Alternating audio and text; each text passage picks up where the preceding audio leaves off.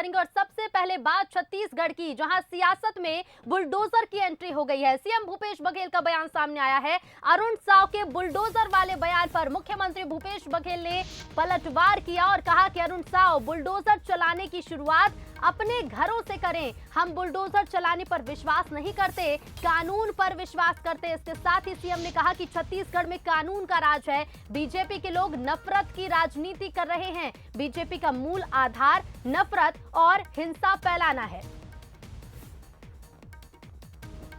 बहुत अच्छी बात कही अरुण साहू जी, और क्योंकि रमन सिंह जी ने स्वीकार किया है कि 1 साल कमीशन खोरी बंद कर दो, उसके बाद 30 साल राज करेंगे।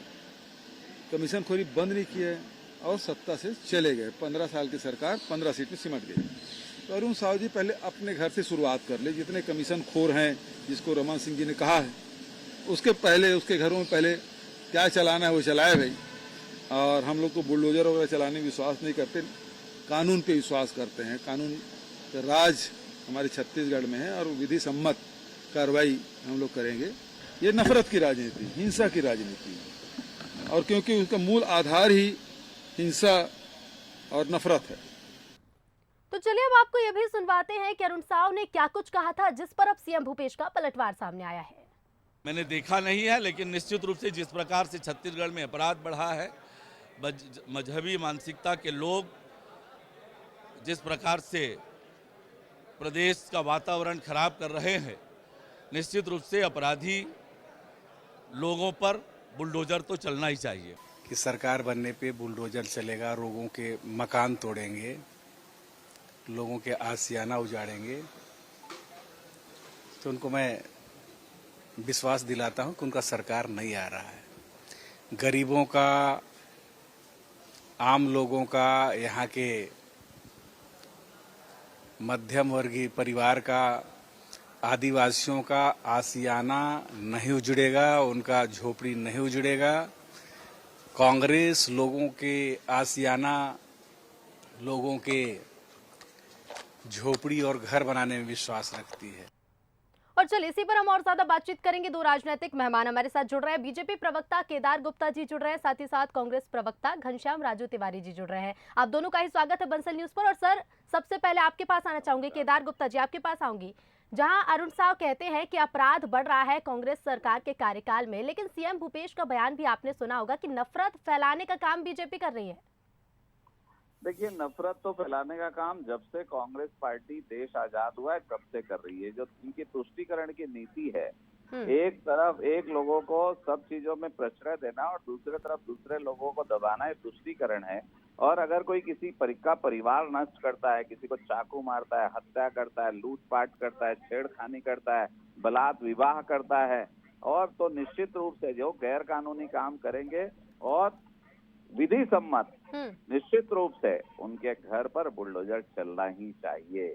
इसलिए नहीं चलना चाहिए, किसी के परिवार में किसी की हत्या कर दो, ये आपको छूट है। और लगातार यहाँ चाकूबाजी हो रही, चाकूपुर बन गया है। परसों दुर्ग में हत्या हो गई, अरे रायपुर में एसपी ऑफिस के बाजू चाकू मार दिया गया। आखिर हो क्या रहा है?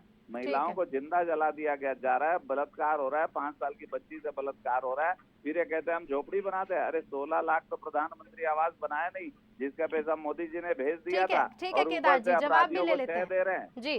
ठीक है, जवाब भी ले लेते। घनश्याम जी, केदार जी कह रहे हैं कि अपराध बढ़ रहा है कांग्रेस सरकार के कार्यकाल में, शुरू से ही बढ़ रहा है, जब से जहां जहां कांग्रेस रही वहां, लेकिन इन्हीं अपराधों पर अंकुश लगाने का काम बीजेपी करेगी, बुलडोजर चलाएगी उन अपराधियों के घर जिन्होंने अपराध किया है।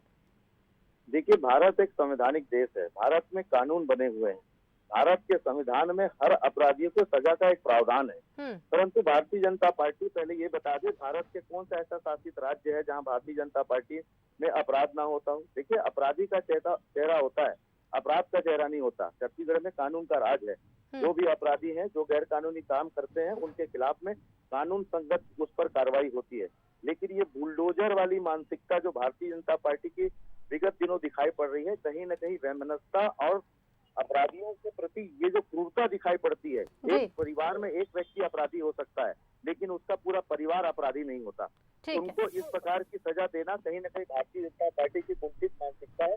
कानून के आधार पर देश चल रहा है, संविधान के आधार पर देश चल रहा है, लेकिन ये न कानून मानते न संविधान मानते। जिस प्रकार से पिछले 9 9 सालों में मोदी जी के सरकार ने कानून और संविधान ठीक है, केदार जी कुछ कहना चाह रहे हैं, सुन लेते घनश्याम जी। केदार जी जवाब दे रहे हैं। नहीं चल सकता। ठीक है, केदार जी अपनी बात करें। यहाँ पर किसी भी प्रकार हाँ, मुझे अपनी बात कहने दें घनश्याम जी। मैंने कहा विधि सम्मत बुलडोजर चलेगा, और एक परिवार का कोई व्यक्ति बदमाश है, हत्या करता है तो परिवार ठीक है वाले केदार जी, भी अब उसको देखिए सजा कर सकें। क्योंकि देखिए मंत्री अमरजीत भगत ये बुलडोजर भी तो कह रहे चलेगा। हैं, वे ये भी कह रहे हैं कि सरकार बनेगी नहीं। वो ये विश्वास दिलाते कि बीजेपी की सरकार नहीं बनेगी। अब रिजल्ट क्या होंगे और उसके बाद किसका कानून चलेगा और किस तरह के एक्शन लिए जाएंगे, आने वाला वक्त ही बताएगा। फिलहाल आप दोनों का ही शुक्रिया हमसे जुड़ने के लिए और तमाम बातचीत के लिए। तो देखिए अब छत्तीसगढ़ की सियासत में भी बुलडोजर की एंट्री हो गई है। बीजेपी के जहां अपने दावे हैं कि हमारी सरकार बनेगी और बुलडोजर चलाया जाएगा, अपराधों पर अंकुश लगेगा, तो वहीं कांग्रेस भी ये विश्वास जता रही है कि कांग्रेस की ही सरकार छत्तीसगढ़ में बनेगी।